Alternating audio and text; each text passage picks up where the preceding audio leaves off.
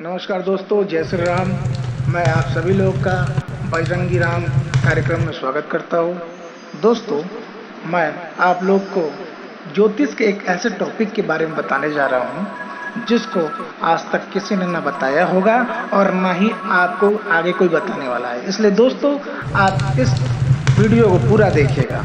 दोस्तों, एक्चुअली होता क्या है, ज्योतिष विद्या के द्वारा हमारे जीवन में चल रहे परेशानियों का निदान किया जाता है। उसके कई सारे रेमेडीज होते हैं, जैसे पूजन, हवन, रत्न धारण करना इत्यादि। लेकिन मैं आज आप लोग को ऐसे रेमेडीज के बारे में बताने जा रहा हूँ जो किसी ने न बताया न बताने वाला है। बहुत ही छोटी सी चीज़ है लेकिन बहुत ज़्यादा जीवन में इफ़ेक्ट करती है। तो दोस्तों, हम बात शुरू करते हैं। वो रेमेडीज एक्चुअली है क्या? वो है दान। दोस्तों, दान एक ऐसी प्रक्रिया है जिसके द्वारा आप अपने 9 ग्रहों को अपने अनुकूल कर सकते हैं। अगर आपका ग्रह कोई बुरा है या मारक है तो आप उसको योग कारक बना सकते हैं दान के द्वारा। दान बहुत बड़ी रेमेडीज है, परंतु आपको जल्दी कोई एस्ट्रोलॉजर प्रीफर नहीं करता। जनरली एस्ट्रोलॉजी में आप किसी भी एस्ट्रोलॉजर पर जाएंगे, वो आपको स्टोन्स जो कि ज़रूरी है और दूसरी पूजन वो भी ज़रूरी है के बारे में आपको बताते हैं। बट बहुत कम ही लोग ऐसे हैं जो आपको दान के बारे में बताते हैं। सच मानिए दोस्तों, दान एक ऐसी रेमेडीज है कि कम छोटे छोटे दान में हम ज़्यादा से ज़्यादा लाभ उठा सकते हैं। दान की प्रक्रिया को समझाने के लिए मैं आप लोग को एक कहानी सुनाता हूँ। एक बार की घटना है, भगवान श्री कृष्ण और अर्जुन कहीं को जा रहे होते हैं। रास्ते में जंगल पड़ता है। अर्जुन बहुत ही विनम्र भाव से भगवान श्री कृष्ण से कहते हैं कि हे माधव, मेरे मन में एक बात है जो मैं आपसे कहना चाहता हूँ। श्री कृष्ण कहते हैं, कहो पार्थ, कौन सी ऐसी बात है?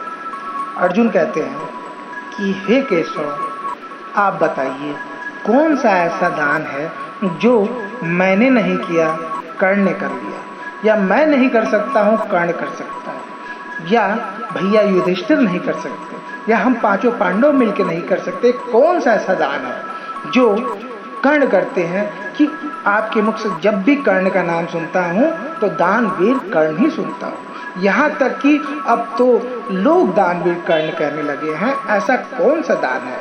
मुझे कर्ण से कोई इच्छा नहीं है, लेकिन मैं इस बात को समझ नहीं पा रहा हूँ आखिर वो क्या दान करता है। क्योंकि पूजन के बाद, स्नान के बाद मुझसे भी अगर कोई दान मांगता है तो मैं भी करता हूँ। यहाँ तक बिना मांगे भी अगर मुझे लगता है तो करता हूँ। आखिर ऐसी कौन सी बात है कर्ण में? भगवान श्री कृष्ण मुस्कुराते हैं और कहते हैं कि अर्जुन, तुम्हारे सवालों का जवाब बहुत जल्द ही तुम्हें मिल जाएगा। दोनों लोग एक गाँव में पहुँचते हैं। भगवान श्री कृष्ण अर्जुन से कहते हैं, पार्थ, तुझे मैं एक कार्य सौंपना चाहता हूँ, क्या तू मेरा कार्य करेगा? अर्जुन कहते हैं कि क्यों नहीं देवकी नंदन, मैं आपके हर काम करने के लिए तत्पर हूँ, आप एक बार कहिए तो। भगवान श्री कृष्ण कहते हैं, तुम्हें दान करना है। अर्जुन कहते हैं, बताइए क्या दान करना है? आपके लिए तो पूरा मेरी ज़िंदगी पूरी पड़ी हुई है। भगवान श्री कृष्ण कहते हैं, मुझे किसी की ज़िंदगी नहीं चाहिए, मुझे वो पहाड़ देख रहे हो? तो अर्जुन बोलते हैं, हाँ। उस पहाड़ की ऊपरी परत को छोड़ के आगे सब सोना ही सोना है, लेकिन ये बात मेरे सिवा कोई नहीं जानता, यहाँ तक कि गाँव वासी भी नहीं जानते। तुम्हें करना क्या है?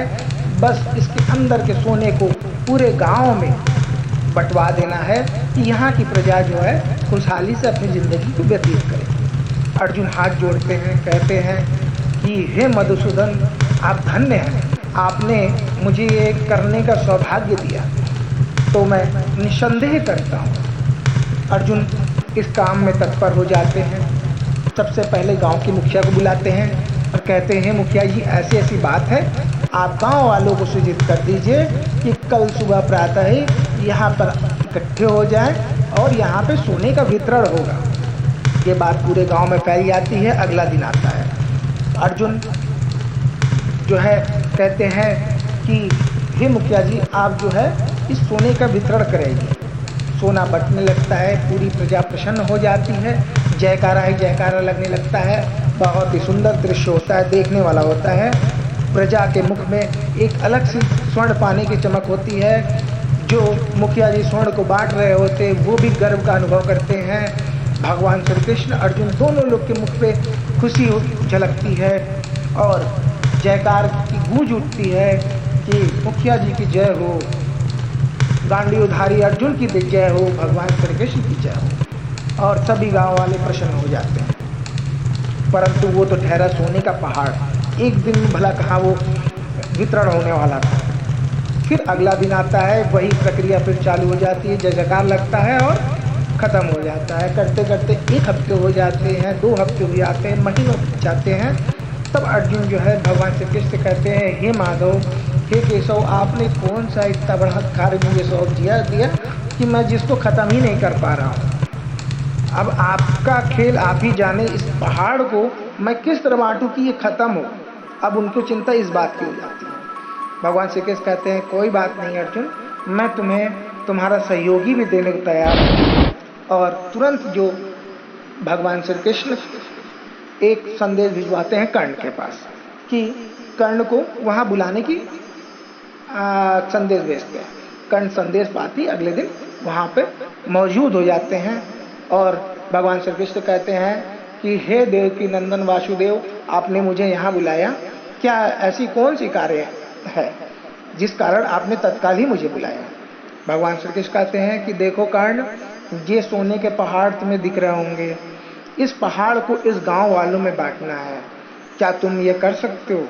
कर्ण बोलते हैं कि बिल्कुल कर सकता हूँ और करूँगा भी। कर्ण तत्काल रूप में कहते हैं इस गांव के मुखिया को बुलाया जाए।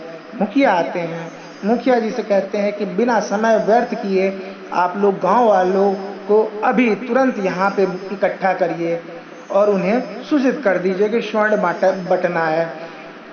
सेम प्रक्रिया होती है, सारे गांव वाले आ जाते हैं, मुखिया जी आ जाते हैं और वहाँ पे कर्ण पूरे गांव वालों को और मुखिया जी को संबोधित करते हुए कहते हैं, हे गांववासियों, ये जो आप सोने के पहाड़ देख रहे हैं ये आपके गांव का है, ये आप लोग का है। कृपा करके इसमें से अपने अपने हिस्से का सोना ले करके अपने जीवन को एक आनंदमय तरीके से व्यतीत कीजिए और मुझे आज्ञा दीजिए। वहाँ से आज्ञा लेने के बाद वो फिर वासुदेव के पास जाते हैं, कहते हैं हे वासुदेव, अब मुझे यहाँ से जाने की अनुमति दीजिए क्योंकि आपका कार्य पूर्ण हो चुका है। उनके जाने के बाद श्री कृष्ण यही कहते हैं कि देखो पार्थ, अर्जुन से, कर्ण ने यहाँ पे आया, ये एक दान था, लेकिन दान को कार्य समझ के किया, क्योंकि उसको दान करने से पहले वो अपने न जस के बारे में सोचा, न जस के बारे में चिंतन किया कि मुझे जस मिलेगा कि नहीं मिलेगा, न अपजस का भय था कि क्या कहीं मेरी निंदा न हो जाए। जो भी मनुष्य बिना जस के चिंता किए हुए और बिना अपजस के भय से दान करता है, वो भी कार्य समझ करके वही जो है सच्चा दानी कहलाता है। तो दोस्तों, इस प्रकार से श्री कृष्ण भगवान ने अर्जुन को बताया दान का क्या महत्व है और दान कैसे करना चाहिए, क्या करना चाहिए। क्योंकि कर्ण जब भी दान करते थे, करने के बाद वो स्वतः भूल जाते थे कि मैंने क्या किया है। दोस्तों, मेरा आश्रय ये है कि दान एक बहुत बड़ी प्रक्रिया है। इसको जब भी आप करते हैं तो इसका पूर्ण लाभ मिलता है। कुछ लोग हैं जो कहते हैं कि मैंने ये किया लेकिन मुझे नहीं मिला, मैंने वो नहीं मिला, लेकिन इसमें उनकी गलती क्या है, वो कहते तो हैं, करते भी हैं, लेकिन करने के बाद उसका बखान करने लगते हैं, जो सबसे गलत चीज़ है। इसलिए दोस्तों, गुप्त दान ही सच्चा दान होता है। दान का एक परिभाषा है, आप लोग सभी लोग नोट कर लीजिए, वो दान जिस पे ना आता हो किसी का नाम, वही है सच्चा दान। तो दोस्तों, मैं उम्मीद करता हूँ कि मेरी बातों को आप समझ गए होंगे। दोस्तों, अब मैं अगले अपने नेक्स्ट वीडियो में आप लोग बताने वाला हूँ जिस तरह छोटी छोटी वस्तुओं का दान करके आप अपने ग्रहों को अपने अनुकूल कर सकते हैं, विपरीत परिस्थितियों को कैसे आप अपने अनुकूल बना सकते हैं। तब तक के लिए मैं आपसे इजाज़त चाहूँगा। फिर मिलेंगे नए वीडियो के साथ। तब तक के लिए जय श्री राम।